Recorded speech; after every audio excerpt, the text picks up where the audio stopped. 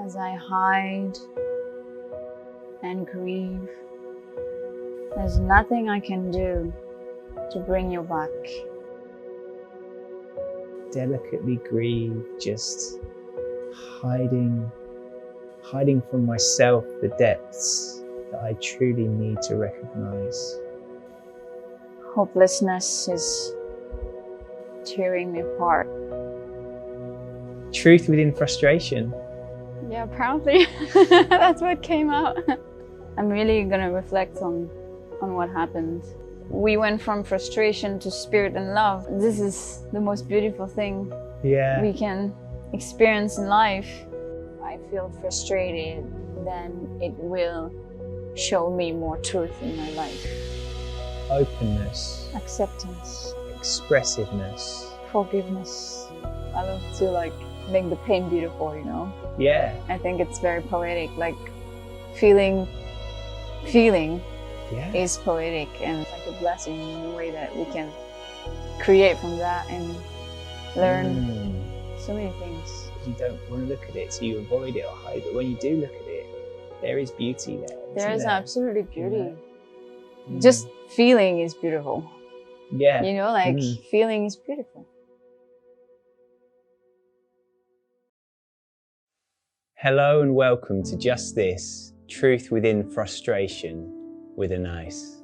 I'm Bobby, Justice creator and host. Do you ever notice that the world around us feels somehow painfully separated and shallow? Just This is my offering for those of you who see this and are longing for change. Just This shows how any of us can simply connect, co-create, and express something deeply meaningful. I guide our guests through social meditations as we co-create a title and collaboratively improvise a free verse poem. Anais is my guest for this episode as we explore and express truth within frustration. Anais is an artist, a crystal healing practitioner, and a surfer. She is a deeply empathic and kind lady whose purpose is to raise awareness around the world and guide you to live your truth. This video shows how we created the title and improvised the free verse poem, Truth Within Frustration, followed by an open discussion that unpacks and explores some of the subjects inspired by this process, such as the impact and path to healing after her father's death, how surfing is a wonderful metaphor for life, and the magic of crystal and sound healing. Just This demonstrates how the work I do with autotelic arts combines spirituality and creativity. If you feel stuck with your latest creative project, I will guide you to turn your highest vibrations into purposeful inspiration and expression. Get in touch through the Autotelic Arts website or our Linktree page. Like, subscribe and follow our social channels for additional content and bonus footage from these creative processes. You'll get weekly releases featuring full poems, meditations, creative process videos, and exclusive NFT drops. If you'd like to try social meditation, sign up through our Linktree page. It's my pleasure to introduce Just This, Truth Within Frustration with Anais.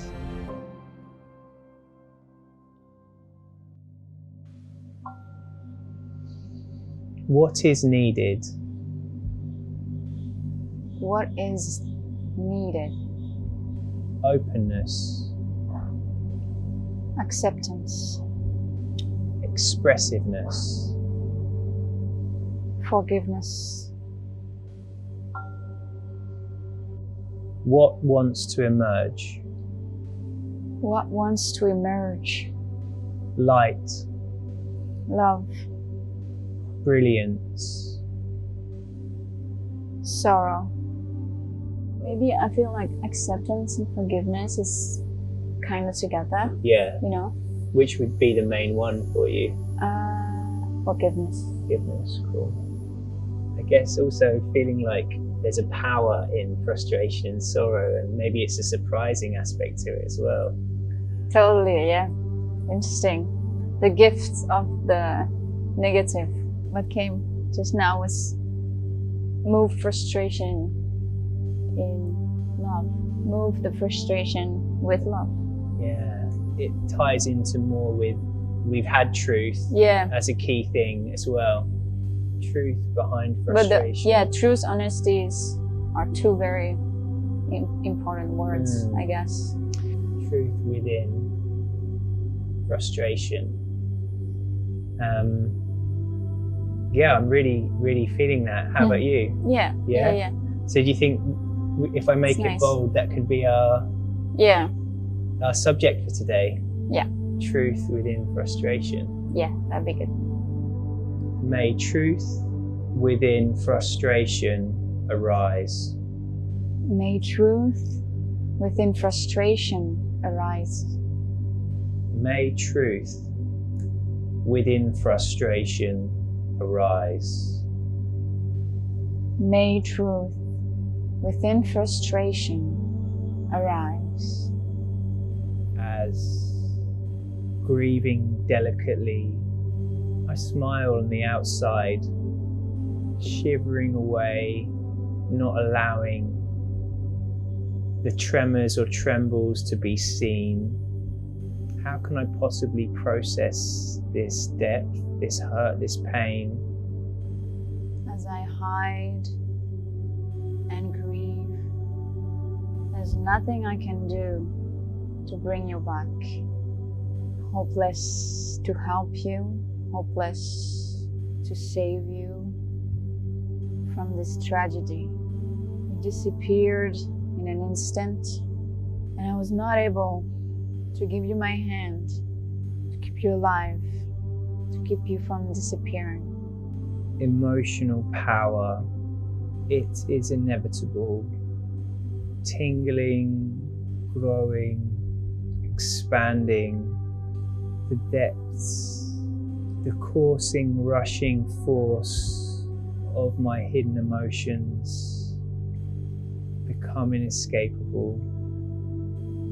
There is spirit and love. If I surrender to be, I connect with the higher forces. I feel small and this huge cosmos around me. The divine sending signs to help us, supporting us. They're showing us that we are loved at all times. This truth within frustration, this truth within darkness, truth within limitations, and ultimately misperception. Not seeing, not really knowing, yet the pain and suffering. The truth hides in accepting the depth of what I feel, the depth of life, of spirit. Again, feeling huge expansion. The truth helps me to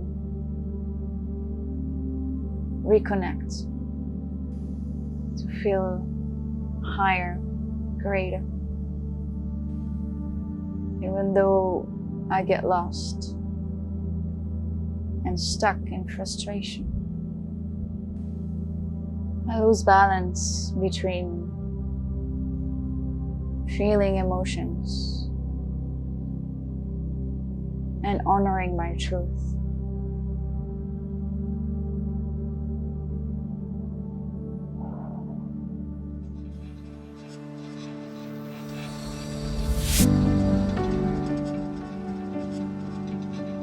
I felt so big again. Did you feel it?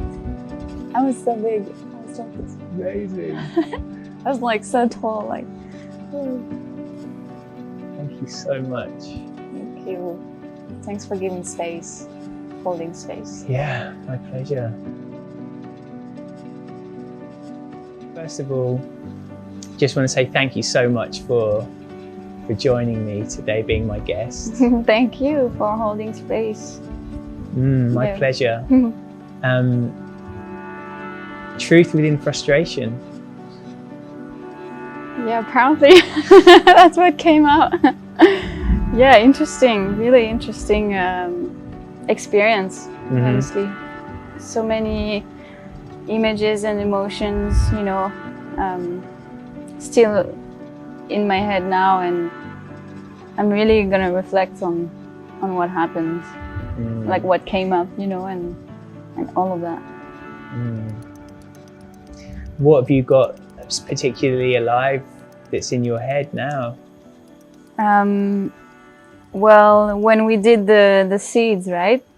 So I felt like we kind of built a story that's kind of like, you know, flows. And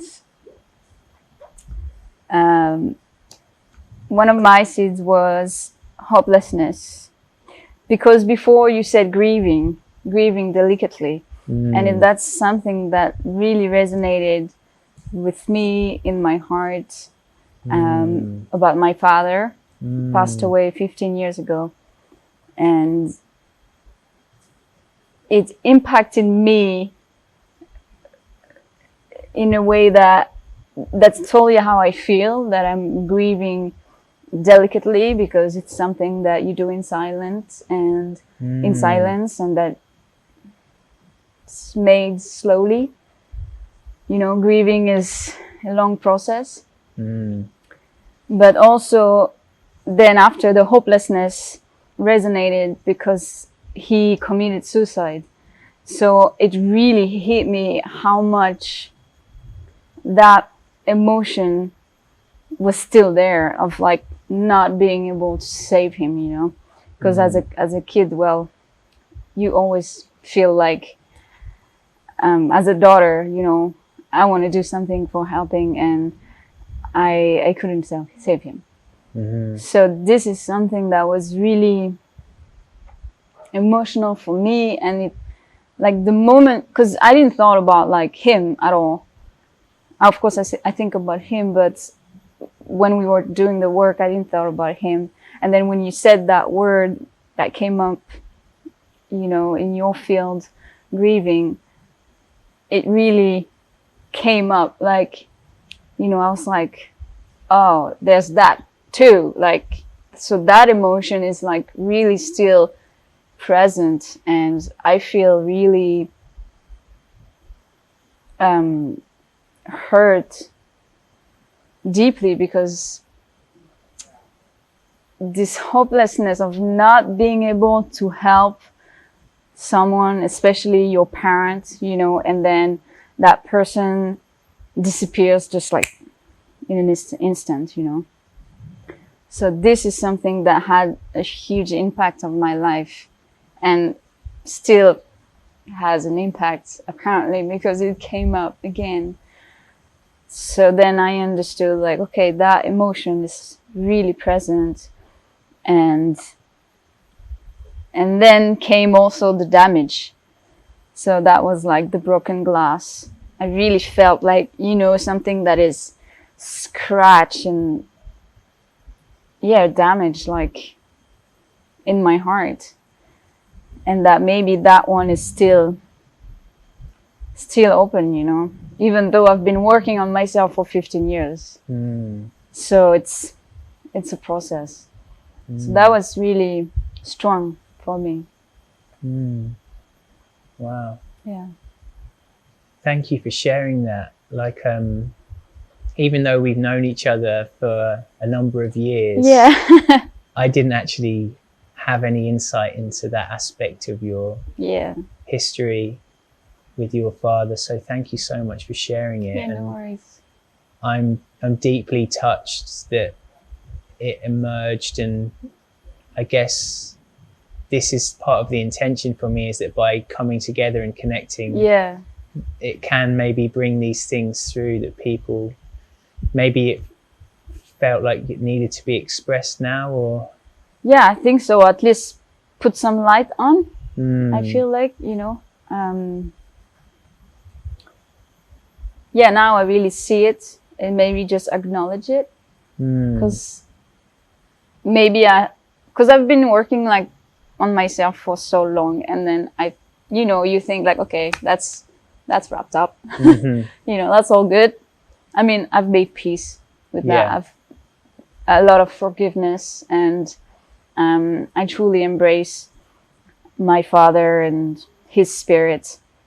And that's why the spirit and love came afterwards. Right. Because after all those stages, I could feel I have a strong connection with him in the physical world.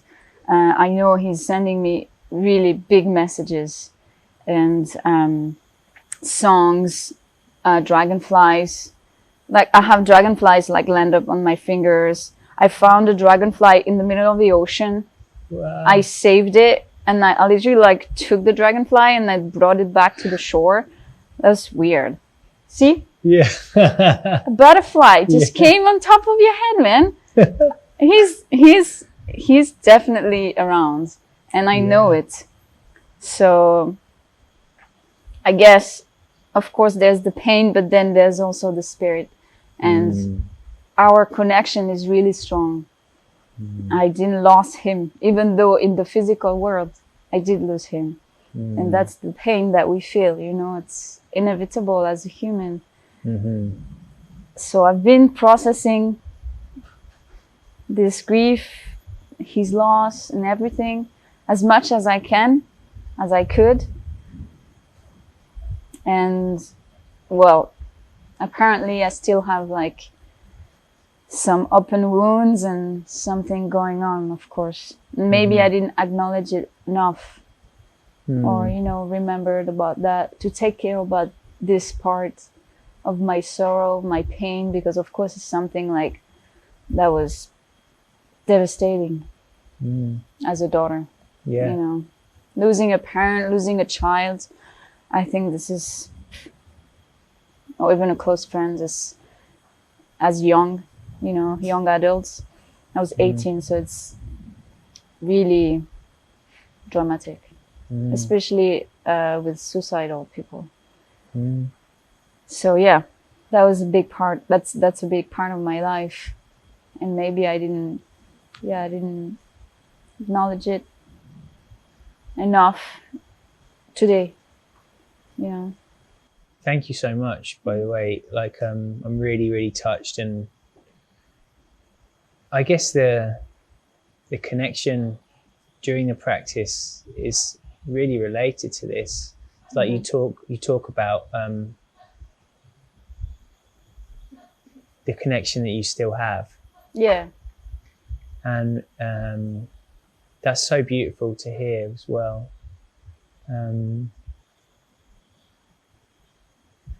I almost feel like it's a bit glib to try and relate the subject that we created to this, because it's such a deeply profound subject that we're talking about. Yeah.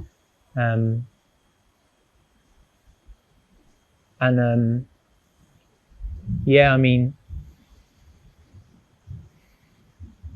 I'm just really honoured to be able to share that experience with you, and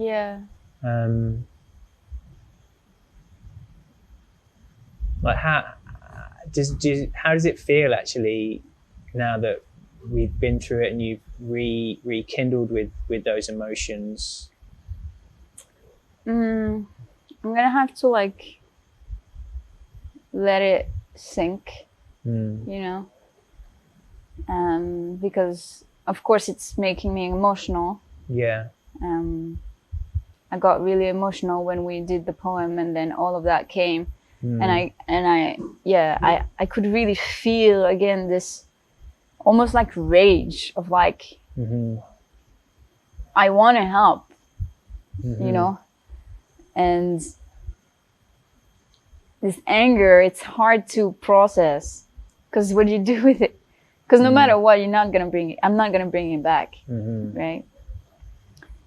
And I could really feel it, and then it made me emotional. So I think I just appreciate to reconnect with those emotions, I guess. Now, just thinking about it, and feeling also. Yeah, I'm definitely gonna write about all of this, all the images that I had, and what would I have to do, you know, to soothe that part, I guess. Yeah. Thank you. I'm just recalling now, straight after we finished, we were talking about the beauty within pain. Yeah. And getting the chance to, I guess, if you don't push it away or avoid it, then you can actually recognize the beauty in it. And maybe there was an element of that as well today. Yeah, of course. I mean, for me, you know, we went from frustration to spirit and love. So this is the most beautiful thing we can experience in life.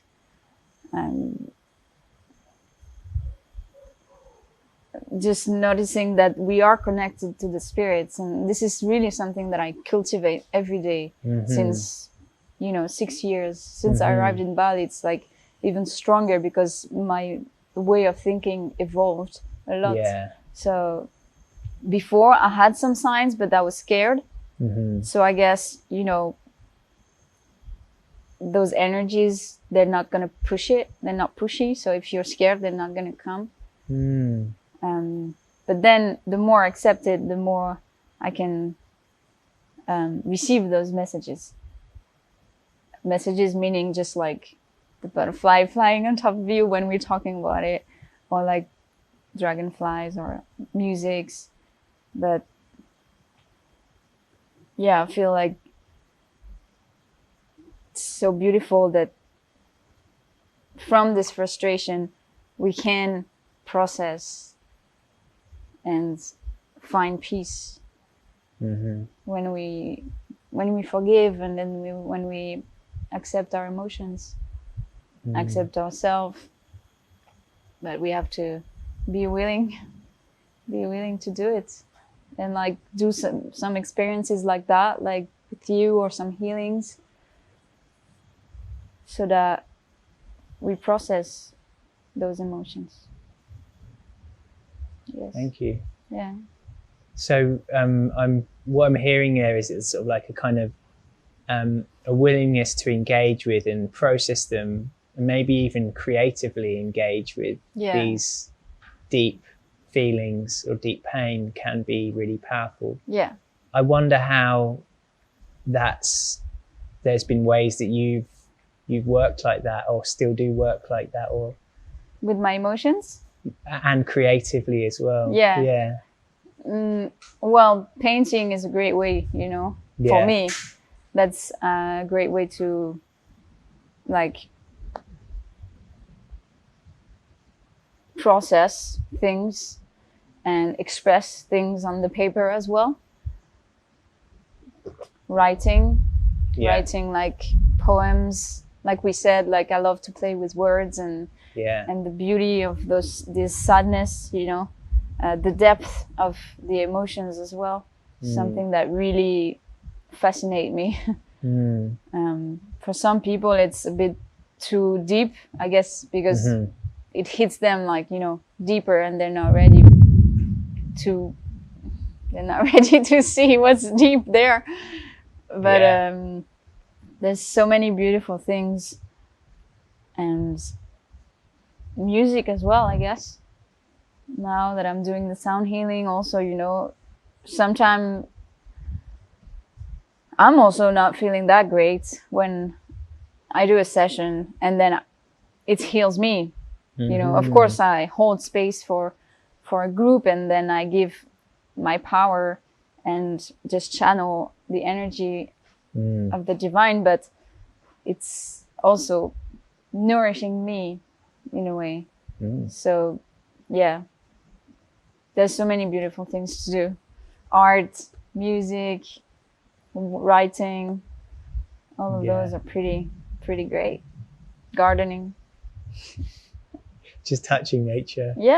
Connecting to nature, you know. So like I saw the river down there and I was like, oh, I want to bring my flute and just go play over there.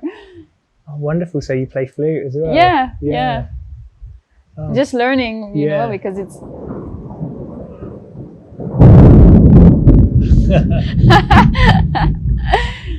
Shh.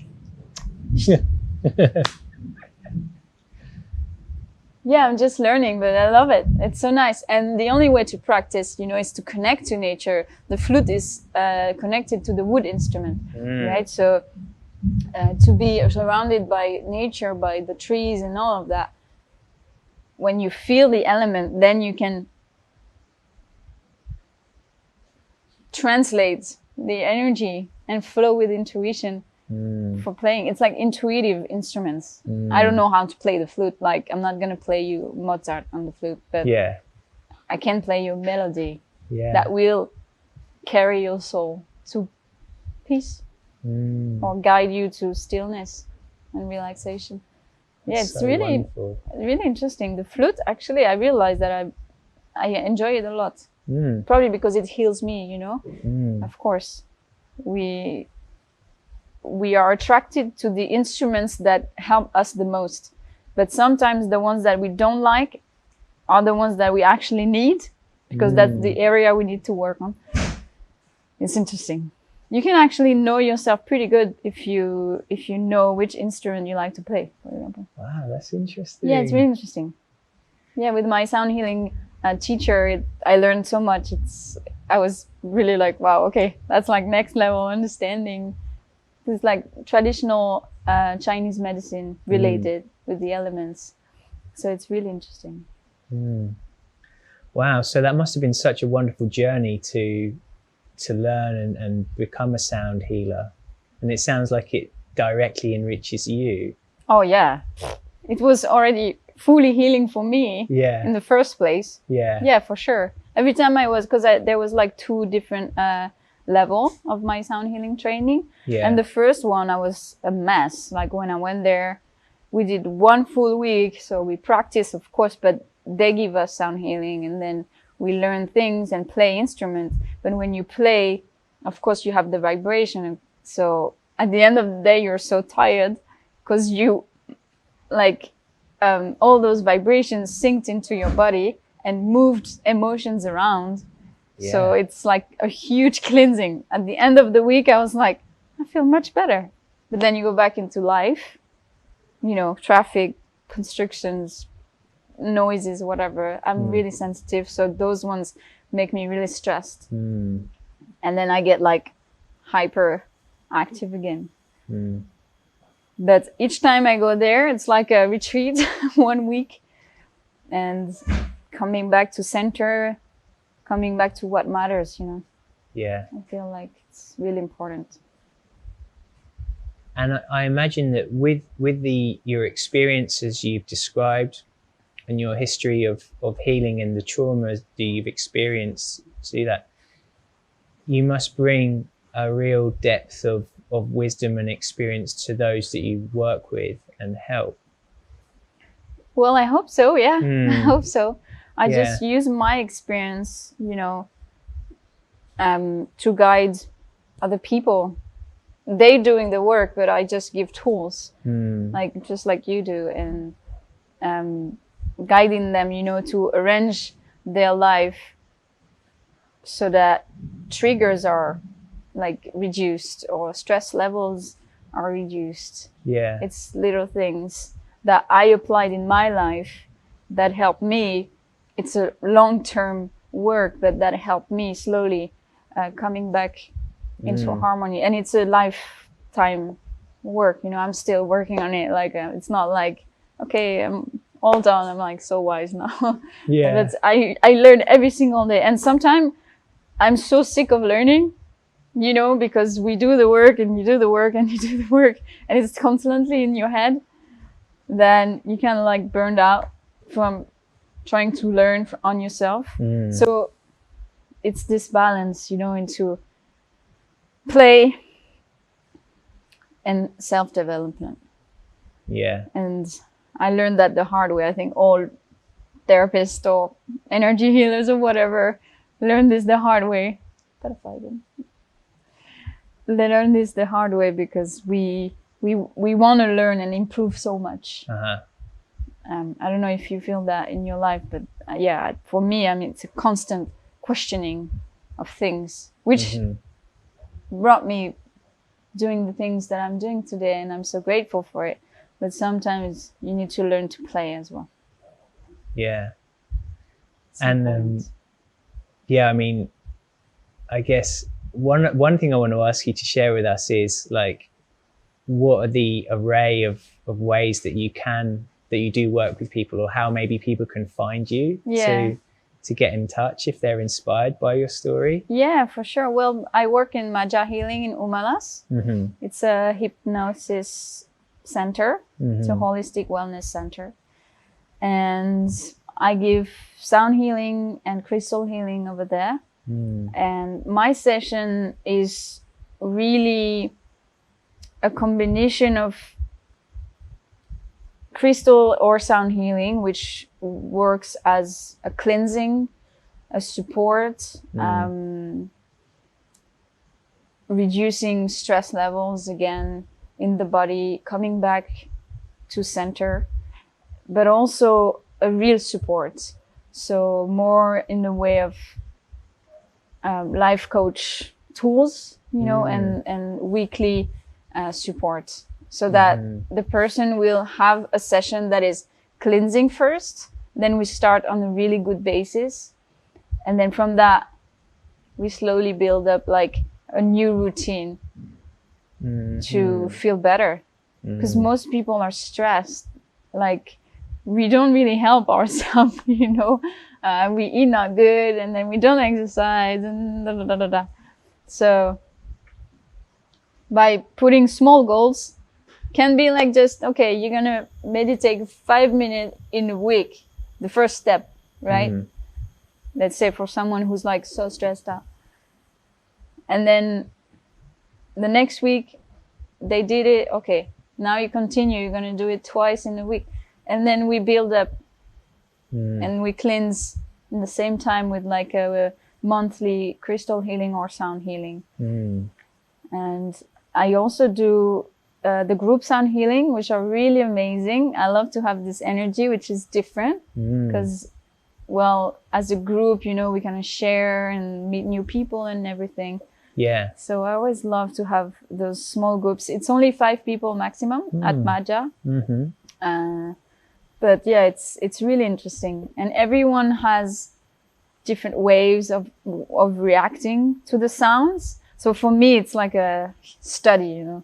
Right. I'm like understanding, okay, this person is not really comfortable with earth sounds, like shamanic drums, or like deep singing, you know, like the earth.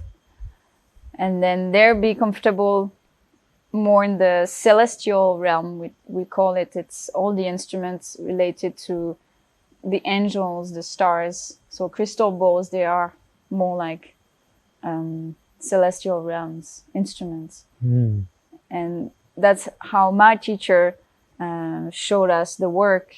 We go from the shamanic realm, which is the earth, and then we follow the chakras basically. So going from the earth to the sky, and each elements, we follow each elements. So earth, water, wood, fire, the heart, air, the throat, and then ether. So when you understand that, and you see, I can see where people are not comfortable, even they're just laying down, but they're doing like moves and stuff. Wow. Yeah, it's interesting. And then if you have a one-on-one session, then it's even stronger. I can really tell, like, yeah, you don't really like the hard part. You like, you know, moving around or wow. something. So you can really perceive the receptivity of someone. Yes. Wow, yeah, that's amazing. It's interesting. Empathy. Yeah, and my teacher is so sharp because he has a lot of experience, you know, so he knows exactly, like, he can just like look at us and be like, you're more like this type. And it's really interesting because I'm a big crystal ball lover, right? Yeah. And then when I did the course, he explained, okay, that instrument, if you like this one, then you're more a person, you know, a dreamer, more like in the sky, angel spirits, and that's totally who I am. And I hate the shamanic instruments. Oh, really? I mean, I don't hate them, but I don't really like them. Right. But those are the ones that I need the most because I need anchor. I need grounding more. I am absolutely unable to play the didgeridoo. That's to show you how not comfortable I am. The didgeridoo is like one of the really deepest shamanic instruments you can play. I don't know how to play that thing. Right. I tried. Yeah. He tried to teach me. I was the only one who couldn't do it. And do you think it was more of a case of like the truth within frustration? You were kind of like avoiding playing it? Or... Yeah. Oh, totally. After 5 minutes, I was like, oh, fuck that. Sorry. I was like, I give up already. I don't want to put effort into that one. Sorry. I do play the shamanic drum. I kind of push myself to try to play it, but it's not something that comes naturally. The crystal balls and the connection to crystals, because I work with crystal healing, it's way more natural for me. So it's something that I connect to really easily. And you can tell after, if you go more deeper, you can tell by the physique of people, what they eat, you know, after you can understand so many things. Wow. Yeah. Because each element relates to an emotion, right? So I think that the wood is related to anger, for example, and I love the wood. So that would be more like nature. So for me, when I spend time in nature, it helps my anger, you know? So yeah, it's all those little things. And the flute, the flute, all of the sounds from the wood. It's really interesting. The water too. Water more flowing, you know, helps to flow with emotions. It's really specific. Like I couldn't even tell you everything because it's so much to learn. It's so much information. I was trying to learn it and it was so confusing. You really need to embody and, you know, like work on it. And then it seemed like with the crystals at the beginning, I was just like, how I'm going to remember. There's like 1 million kind of crystals, you know, and now I can see that I'm much better and I understand, okay, oh, that one is that one. I can tell you pretty much all the basics crystal, let's say maybe, that we have around. I could say what it is because I'm working with them like on a daily basis. So yeah, it's really interesting. It's like being a detective, you know. And so these kind of like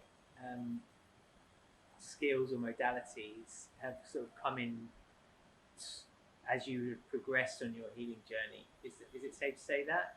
Yeah. I've been drawn to the crystal realm since a long time, but I was so scared to embrace that part of me, to embrace kind of the spiritual, you know. My mind was always telling me, oh, people are going to think you're weird. Like, I'm already weird anyway. So it didn't change anything. And I was scared to make mistakes also. There's that side of my mind, which is such a perfectionist, such a like, I want to do good and I need to do good because this is spiritual. So it's like, you can't mess up with that kind of things. But again, it's a balance. There's also a bit of play in that. And when I did my crystal healing training, it really helped me to gain like knowledge first, and that overrides the mind. So when you get knowledge, the mind kind of like chills out, be like, okay, I know a bit more about it now. I can trust my intuition. Right? Yeah. So yeah, it helped me a lot. And then just working on it more and more, like doing sessions and also painting, because I paint with the crystals. So I get inspired from the crystals and then I feel the connection. So it's a lot of insights. Yeah, I've seen some of your paintings online and they look amazing. Can you tell us a bit more about them? Yeah. Like, do you actually paint do you use crystals in the painting or? Not in the painting. I would be like holding the crystal Right. or sometimes just meditating with it, or just holding it. Basically what I'm doing is something. Just hold it the whole time. So when you hold it, you always need kind of like 5 to 10 minutes for the energy to sink. You know, it's the same like when you do a meditation. At the beginning you're like, nothing's happening. Yeah. Like, whatever, I don't like this.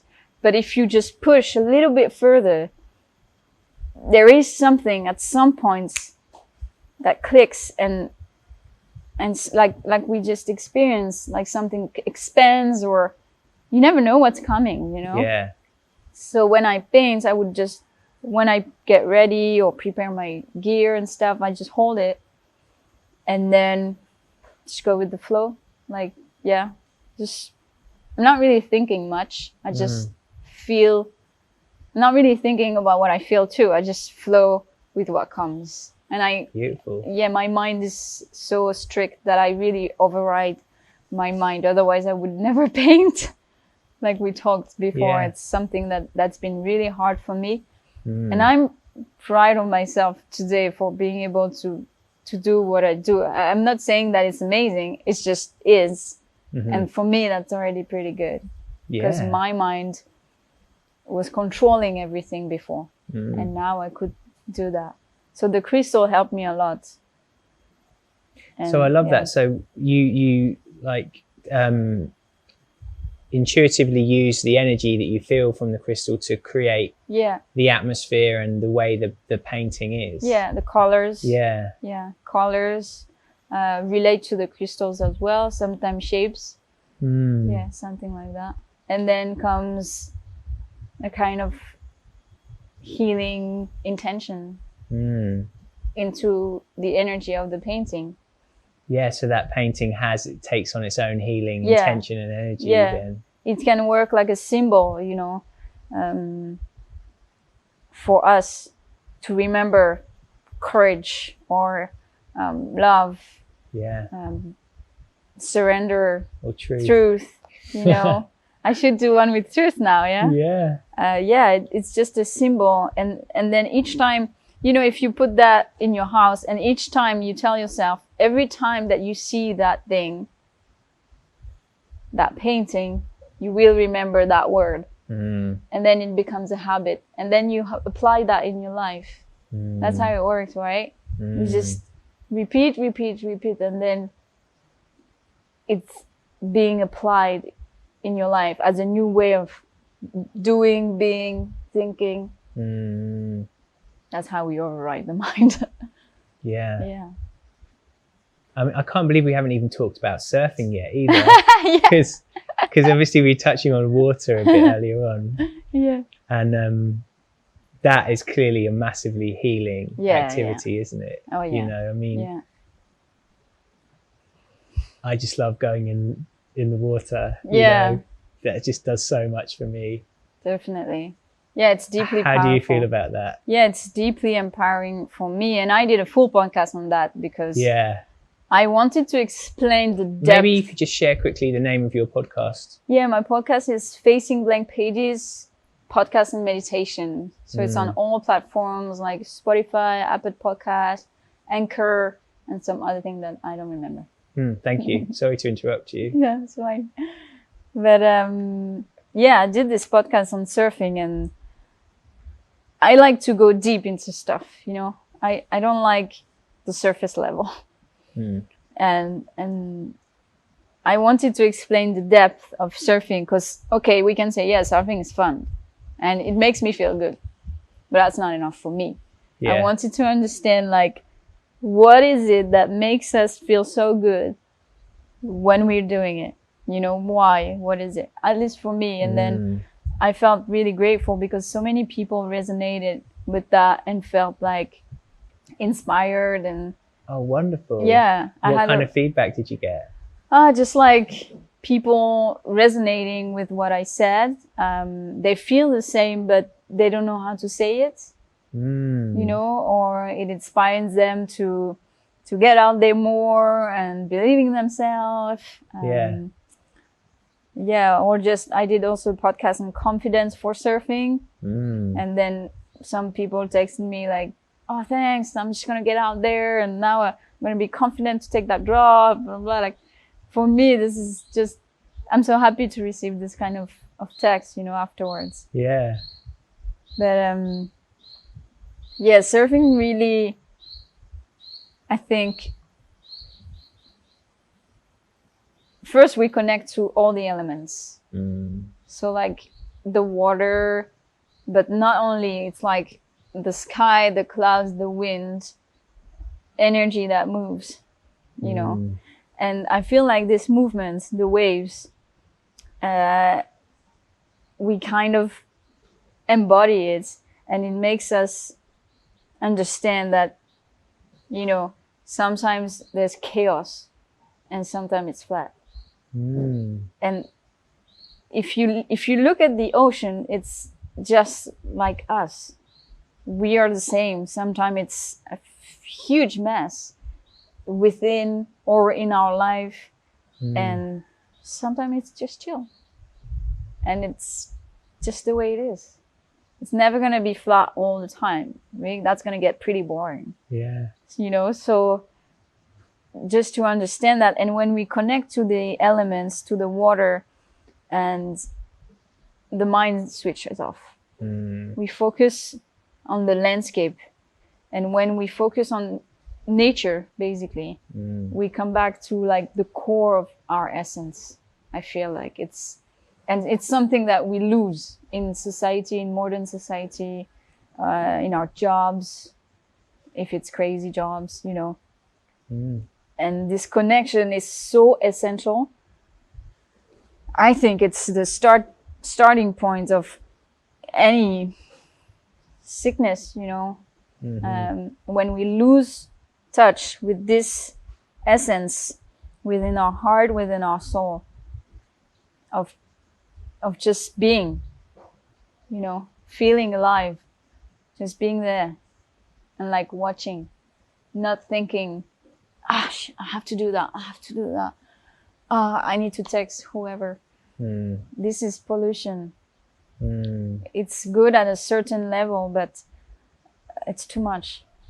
Modern society has just put so much toxin within us, like even food, like fear, whatever. Not gonna get into that, but it's like a huge detox, and then the routine as well. It's like you create this relationship with the ocean, and to know the ocean and the spot where you surf too. Yeah. You know exactly how it works, It's just like a relationship. And sometimes it sucks and sometimes it's epic. That's just how it is. Right? And it's okay when it sucks, because it's just, okay. That's just what it is. Sometimes I've been in like huge storms in the ocean, and I've seen the storm coming, and I stayed because I was like, after that storm, it's going to be the best surf ever. Yeah. The storm came, everybody left. We were 4 in the water. That happened a couple of times. Yeah. Full rain, wind, craziness. Couldn't see anything pass. And then there's this calm, soft, water and epic waves. And if you're lucky, you get a rainbow or a beautiful ray of sunshine that just peeks through the clouds, And that's just how life is. It's never going to be a flowy stream that's not moving. Everything is moving. Emotions are moving. We are moving. We're changing, and it just is. It's not good or bad. Sometimes we're so judgmental with, our emotions and everything, and we just don't want to feel that thing. Or, we feel bad because we wanted to work today, but we can't because we're sick. But if we would just take off those judgmental thoughts and accept what is, then we feel so much peaceful. And it's like, I don't think any of it. It's just is. Not bad, not good. It's like neutral, okay, it's just like that. I love that analogy of like the ocean is sort of like our experience or our emotions or our life. Yeah. And we are the surfer on it. And like, depending on how you react, all that stuff determines what's going on. Like it could be like massive swell, but if you react to it in the right way, or don't fight it, or position yourself in the right place, then it's amazing. Yeah. And you can, even in like turmoil, you can have amazing experience. Yeah. Or if nothing's going on, you just accept it and just enjoy what you can see. Yeah. Or just, you know, sometimes I like to say, like, be your own perfect judge. When it gets too overwhelming, get out. Yeah. Like, you know, honesty again, like truth. Oh, okay, this is way too scary for me. And I really cultivate that, like every single time there's like huge waves, I get out, I check it out. But if I see that it's way too much for me to handle, I'm like, okay, ocean, no worries, I'm leaving. I don't want to get hurt, you know, I don't want something to happen, I don't want to drown, I'm scared to be underwater for more than 5 seconds. I just don't want that. So yeah, I'm out, and that's fine. I love that. For me, the timing of getting out of a surf is actually really interesting as well, isn't it? Oh, yeah? Because like, you know, you can either say if you just got a really nice wave, and if you get out then you're just like leave with this like buzz. Yeah. Or you can paddle out and wait for half an hour and then go in after having waited for half an hour. Yeah, so that's a tough one. I wonder how that fits into this analogy. Maybe it's just like either wait without expectations or just be grateful for what you've had. And, yeah, the timing. I mean? Yeah, for sure. For sure. I try to not end up in that space. I try to really be like, now I'm done. I'm going. Yeah. Because usually then you get frustrated again. Yeah. And then kind of ruin your session, you know, because you pushed it a tiny centimeter too far. Yeah. Because if you already had like a 2-hour session and then you get greedy because you want that last wave that's going to make everything better, but you already had like 50 waves since 2 hours. That doesn't make sense. I mean, it's a great study how, you could have had 50 sick waves, but then you leave the session with this like disappointment feeling. And you're like, that was shit. I often find as well when I'm surfing, I wonder if you can relate to this. I'll be out there and be like, oh, I've got to get waves. Where's my waves? And then suddenly I'll be like, oh, all right, fuck it. I'm not going to get one today. And then bang, I get sick one straight away. Yeah, right. Yeah, for sure. Yeah, if you like have too much expectation, you know, the best sessions we get is when it looks kind of so, and you're like, just going to paddle out. Yeah. Turns out amazing. Yeah. No one's out. You're just like turning around, like taking turns with 2 other people. Yeah. And that's not because the wave is good or not, actually. It's just because we have less expectations in our mind, you know, so it makes the experience way better. Yeah. It makes it like amazing, even though it was kind of crap, but because your mindset was just super relaxed and like whatever comes, you know, so you took what came. Yeah, you're just open and grateful for what is. Yeah, and be like, I got 2 waves. That was sick. I thought I was gonna be like kind of crap, but actually it worked out good. Yeah. It's a matter of perception. Yeah. Most of the time. Even like, you know, when you get frustrated and angry because it's busy and, you know, that's a tough one to handle. But if you can just see that feeling coming, that's hard. Like the awareness of like what we feel. Yeah. I feel like it's so important. Because then you don't react on it first. Otherwise, you're going to scream on everyone. Yeah. You know? And just be like, okay, you know, I'm surfing in this spot. It is a busy spot. What do you expect? We can't get mad for this kind of waves. And it's just how it is.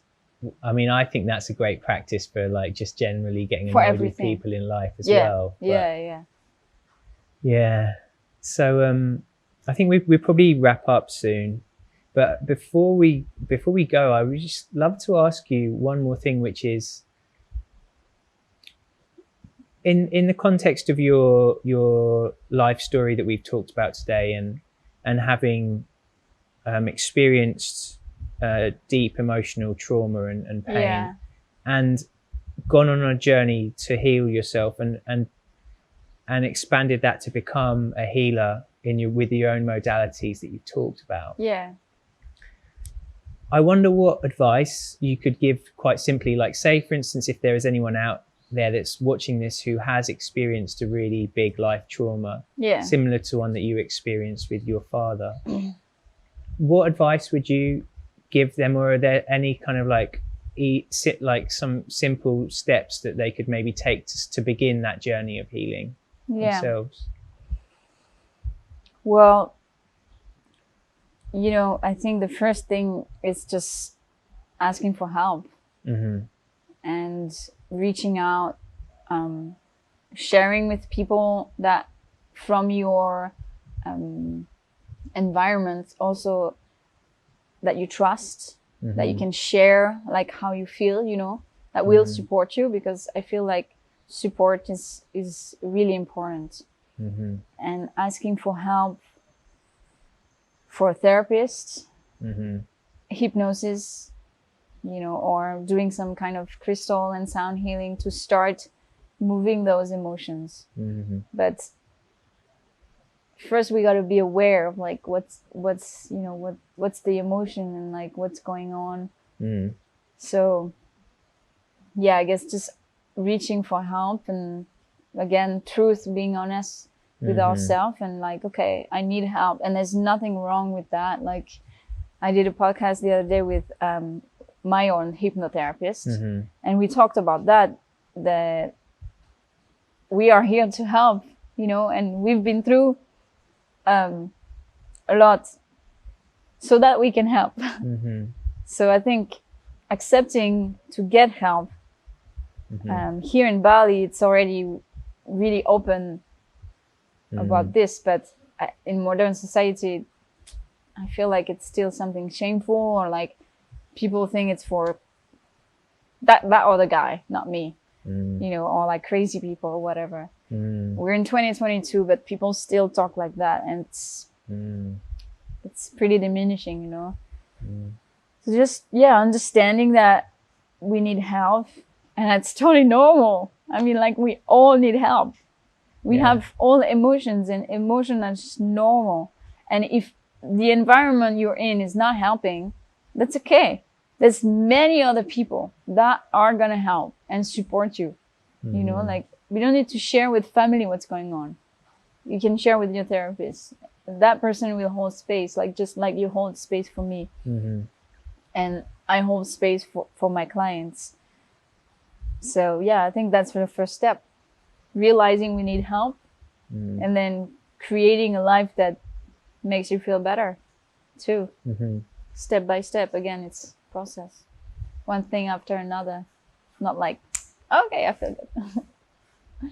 Yeah, and I guess accepting that it is going to be a journey to that place. It's a journey. Yeah. But it's a beautiful journey.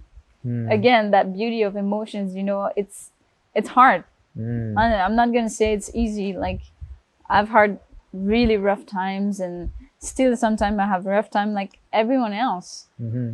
But it's beautiful too, to process and like walk this path where we understand ourselves and we release the emotions. And from that, you can do so many things. I mean, like you can write a book about your story, or like, you can share it with some kids, whatever, like maybe it's going to help someone, Yeah. And then we come back as a community, because now we're pretty separated, Yeah. Feeling that. Here in Bali, we're in the bubble, but in the modern society, there's still a bit of work. Yeah. So yeah.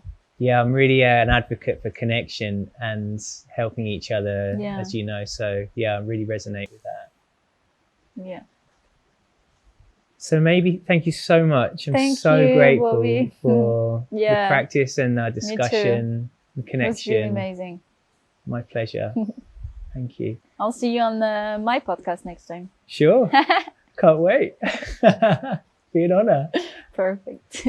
I wonder if before we go, if you do just want to like say your socials or anything that people can get in touch with you, I just put it up on the screen.